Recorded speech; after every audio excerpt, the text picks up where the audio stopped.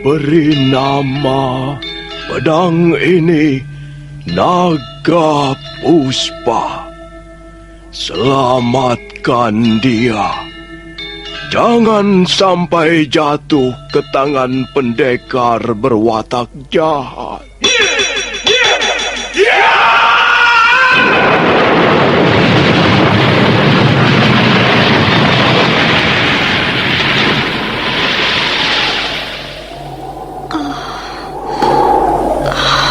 Kakang Kamandanu, kau masih juga tidak percaya. Aku mencintaimu. Mesin, maafkan aku, Mesin. Mesin. Mesin!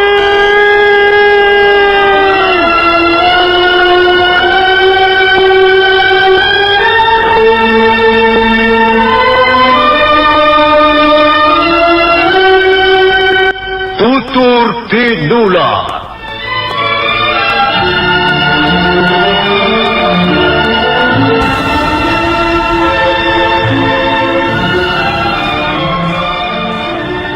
Cerita ini ditulis dan disusun oleh S. Tijab.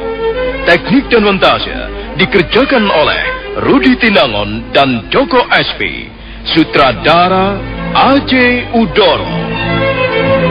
Kali ini mengetengahkan episode kelima dengan judul Perguruan Lopanda.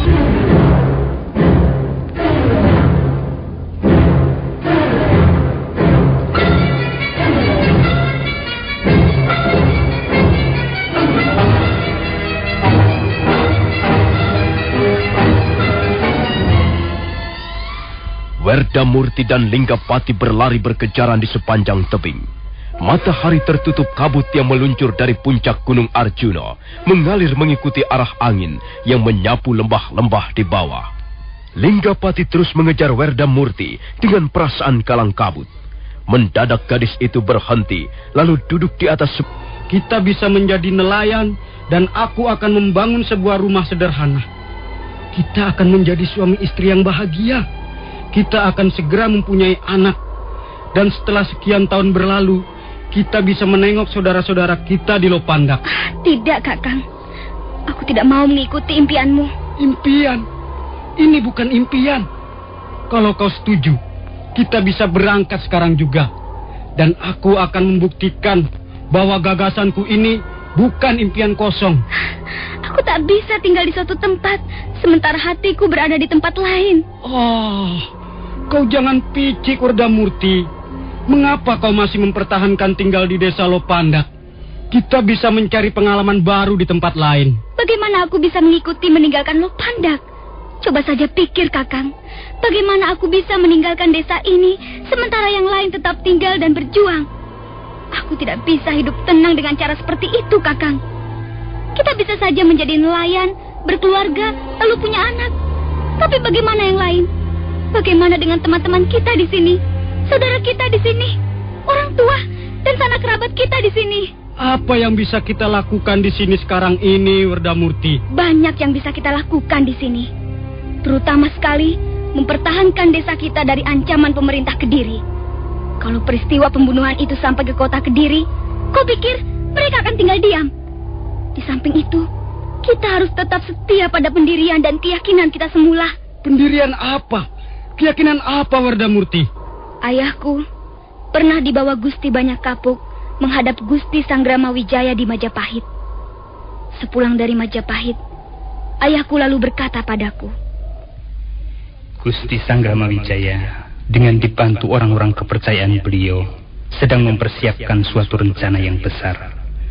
Dan desa kita, Lopandak, mendapat kehormatan untuk membantu beliau. Pemerintah Kediri tidak bisa dibiarkan hidup terlalu lama.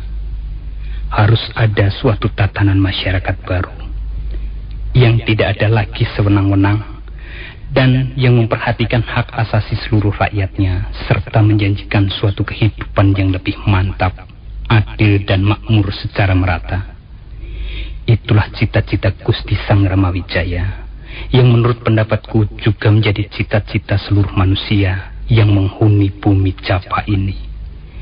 Kita harus mendukung cita-cita yang luhur ini. Lupandak akan kuserahkan habis-habisan untuk mewujudkan cita-cita ini. Mungkin apa yang bisa diberikan Lupandak hanyalah sekelumit pengabdian. Tapi kita harus bangga bahwa kita telah ikut ambil bagian, betapapun kecil nilainya, untuk membangun Majapahit.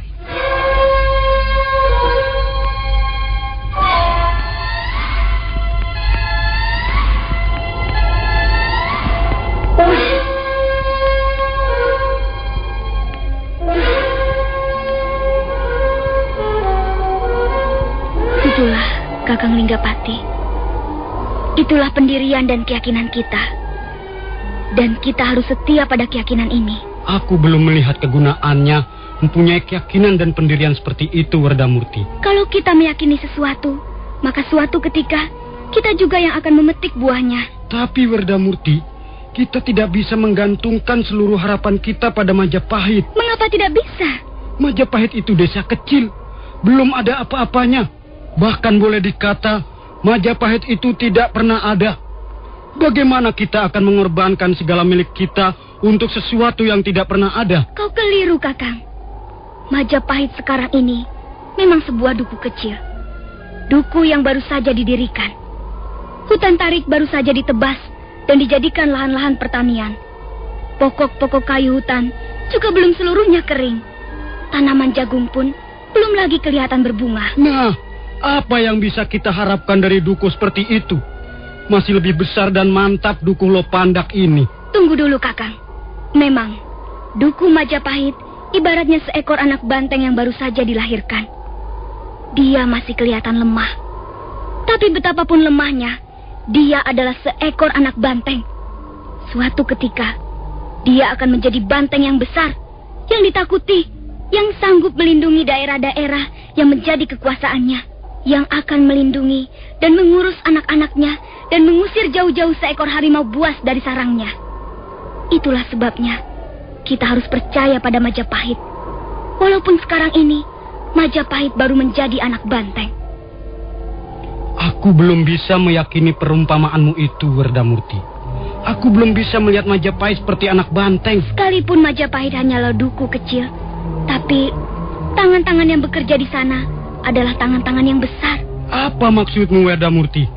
Gusti Sanggrama Wijaya masih kerabat Singasari. Beliau terkenal sakti dan juga adil serta bijaksana. Beliau bekerja membangun Majapahit, dibantu tokoh-tokoh penting seperti Gusti Ranggalawe, Gusti Lembusora, Kebo Anabrang, Gusti Banyak Kapuk, dan yang lainnya. Bahkan Gusti Banyak Kapuk sudah kita kenal dengan baik semenjak beliau ditunjuk menjadi pelatih ilmu kanuragan di Lopandak. Tapi, ya, semua itu tergantung kau sendiri, Kakang. Aku tidak akan memaksa, juga tidak bermaksud membujuk atau mempengaruhimu. Kau bebas memilih. Tapi aku pun punya hak yang sama untuk menentukan pilihanku sendiri. Kalau kau tetap ingin mengucilkan dirimu dalam hutan, maka aku akan kembali lagi ke Lopandak. Aku akan bergabung dengan teman-teman kita, dengan saudara-saudara kita, dan orang tua kita.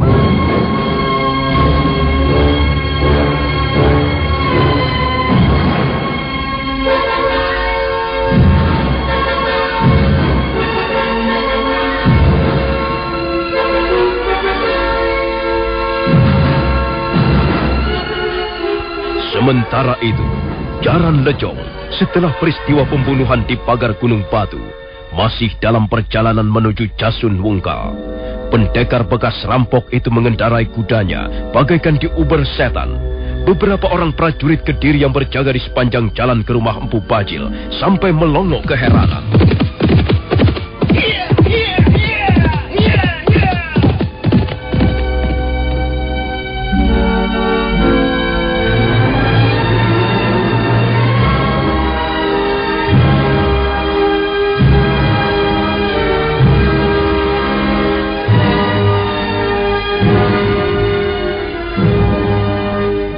Setelah menampatkan kudanya di halaman rumah Empu Bajil, Jaran Lejong langsung melompat ke pendapa.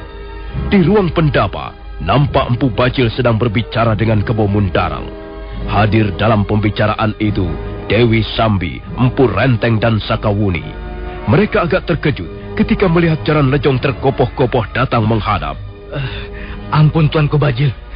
Saya akan melaporkan sesuatu yang sangat penting. Siapa dia, Kakang Bajil? Dia Jaran Lejong, Gusti Patih. Dia dan seorang temannya saya tugasi memimpin pasukan pengamanan di Jasun Wungkal dan sekitarnya selama saya berada di Kediri tempo hari. Ada apa, Jaran Lejong? Ampun Tuan Bajil. Selama 2 hari ini, saya dan Kakang Jaran Bangkal mengadakan perjalanan keliling ke desa-desa sekitar Jasun Wungkal. Kami kemudian sampai di desa di balik punggung Gunung Arjuno. Desa itu bernama Lopandak, Tuan. Lopandak?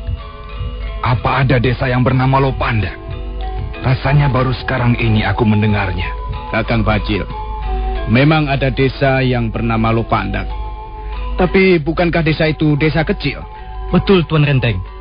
Lopandak memang desa kecil. Lurahnya bernama Rakawi Girang. Desa itu letaknya agak jauh dari desa-desa lain, di sebelah selatan Gunung Arjuno. Jaran Lejong? Iya Tuan. Laporkan saja hal-hal yang penting. Jangan bicara ngelantur tentang desa yang bernama Lopandak. Baik Tuan Bajil. Jaran Lejong lalu menceritakan apa yang dialaminya di desa Lopandak. Tentang suasana di desa itu yang nampaknya mencurigakan. Terutama sekali tentang perkelahiannya di pagar Gunung Batu. Sehingga Jaran Bangkal terbunuh.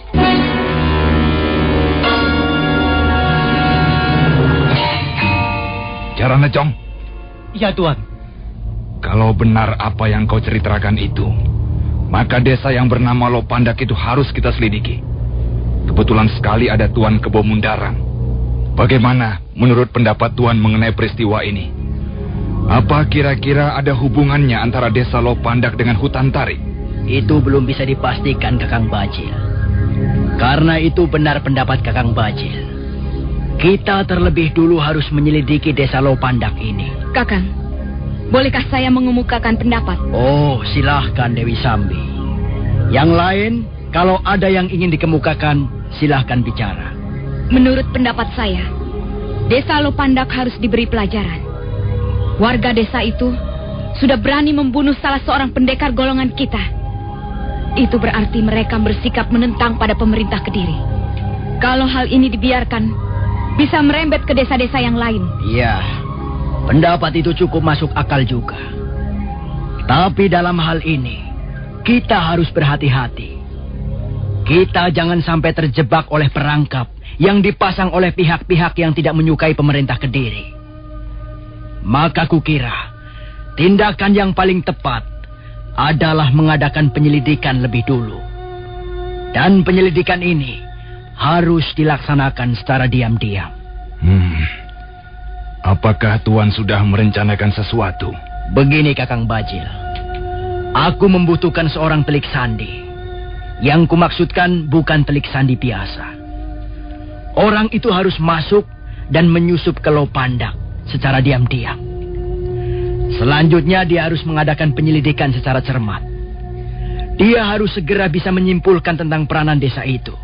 Yang pertama harus diketahui dan yang paling penting ialah, adakah hubungan antara Lopandak dengan hutan tarik yang sekarang disebut-sebut sebagai Majapahit? Yang berikutnya ialah, kegiatan apa saja yang dilakukan di Lopandak? Siapa saja yang berperanan? Apa peranannya? Dan apa yang mereka rencanakan? Tugas itu bukanlah tugas yang ringan, Tuan. Saya kira tugas itu tidak bisa diserahkan pada seorang telik sandi biasa. Itulah yang tadi kukatakan, Kakang Bajil. Orang yang dikirim haruslah orang yang mempunyai ilmu kanuragan cukup tinggi, berani dan cerdik, sehingga mampu menyusup tanpa diketahui orang-orang Lopandak. Di samping itu, dia juga harus belum terlalu dikenal. Nah, kukira kau bisa memikul tugas ini, Sakawuni. Bagaimana pendapatmu? Sepertinya tugas itu cukup menarik, Tuan Kebo Mundarang. Oh, mengapa kau katakan menarik, Sakawuni? Ya, aku senang bekerja yang banyak tantangan. Ini bukan soal kesenangan. Ini tugas rahasia dan penting. Tuan Kebo Mundara. Ada apa, Dewi Sambi? Kalau seandainya Tuan melimpahkan tugas itu pada saya akan dengan bangga menerimanya. Namamu lebih dikenal dibanding Sakawuni. Ini bisa merugikan usaha-usaha penyelidikan itu nanti. Dan kukira Kakang Bajel sangat membutuhkan tenagamu di sini. Benar, Tuan. Lebih baik Sambi bersama saya. Tugas ini lebih tepat kalau diberikan pada Sakawuni. Nah, kukira tak ada persoalan lagi. Sakawuni bisa berangkat secepatnya. Dan aku akan ke Kediri untuk melaporkan peristiwa Lopandak ini pada Gusti Ardaraja. Tapi ingat Sakawuni, kami semua percaya padamu. Tugas ini merupakan tugas penting dan terhormat. Karena itu, kau jangan menyia-nyiakan tugas ini, apalagi mengkhianatinya. Kalau sampai terbukti kau tidak setia pada pemerintah Kediri, kau akan menjadi buron seumur hidupmu.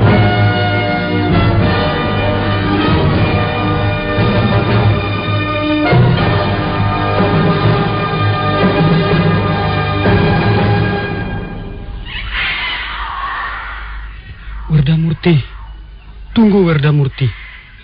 Jadi kau benar-benar akan meninggalkan aku di sini? Bukan aku yang akan meninggalkanmu, Kakang. Tapi kau yang tak mau mengikuti aku. Werdamurti, baiklah. Aku akan mengikutimu kembali ke Lopandak. Oh, Kakang. Kakang Linggapati. Aku mencintaimu, Werdamurti. Aku juga mencintaimu, Kakang. Aku sudah memutuskan sekarang. Apapun yang akan terjadi, aku harus bersamamu. Aku bersumpah, Werdamurti. Jangan, Kakang. Kau tidak perlu bersumpah. Aku sudah merasa lega dan bahagia kalau kau mau mengakui kesalahanmu dan mempertanggungjawabkan di depan Gusti Banyakapuk. Ya, Werdamurti. Aku memang salah. Dan aku harus bertanggung jawab. Werdamurti. Iya, Kakang. Apakah suatu ketika nanti kita akan berhasil mewujudkan cita-cita kita? Mudah-mudahan saja, Kakang. Sekarang ini belum saatnya membicarakan cita-cita pribadi. Kita harus berjuang keras membantu cita-cita yang lebih luhur. Kalau suatu ketika nanti ada sebuah negara yang bernama Majapahit, yang aman tentram, yang adil dan makmur, gemari Palo Jinawi, yang rajanya dan rakyatnya bersatu padu, apakah kau mau meminang aku, Kakang Linggapati? Oh, Werdamurti, aku sudah tidak sabar lagi menunggu saat-saat seperti itu. Kau harus sabar, Kakang.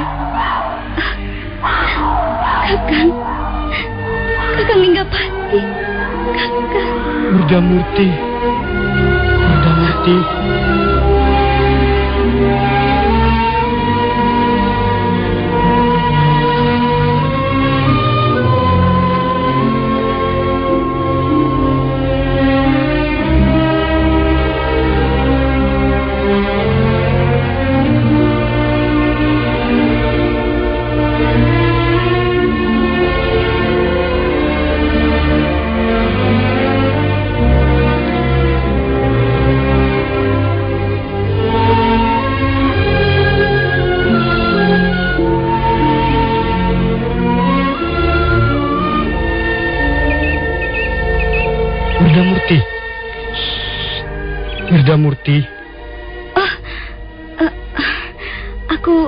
Aku rupanya tertidur ya, Kakang. Ya, kau tertidur di pangkuanku. Lihat, matahari sudah semakin condong ke arah barat. Iya, waktu cepat berlalu. Sudah sore. Rapikanlah rambutmu, lalu kita berangkat ke Lopandak.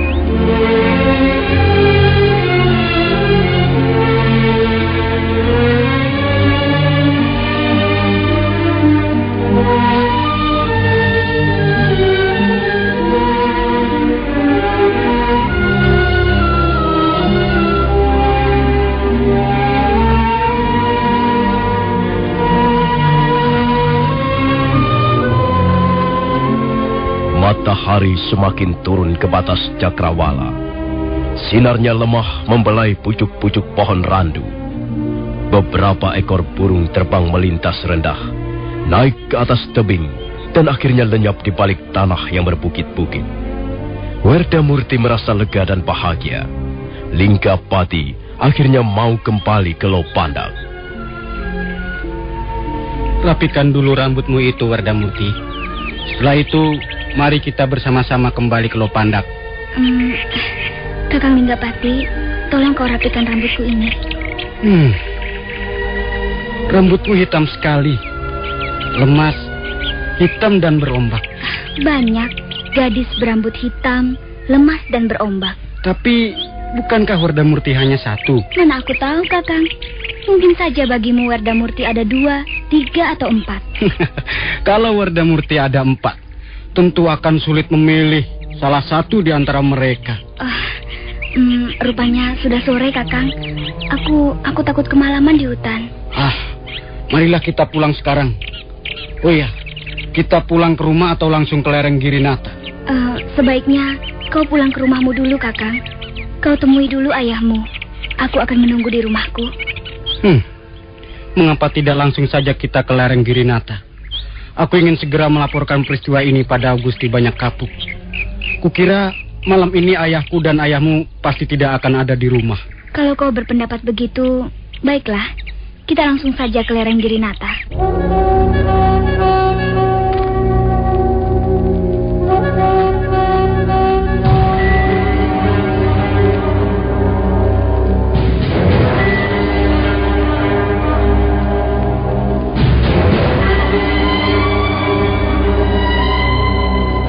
Lereng Girinata adalah tempat yang dirahasiakan sekali oleh warga desa Lopandak.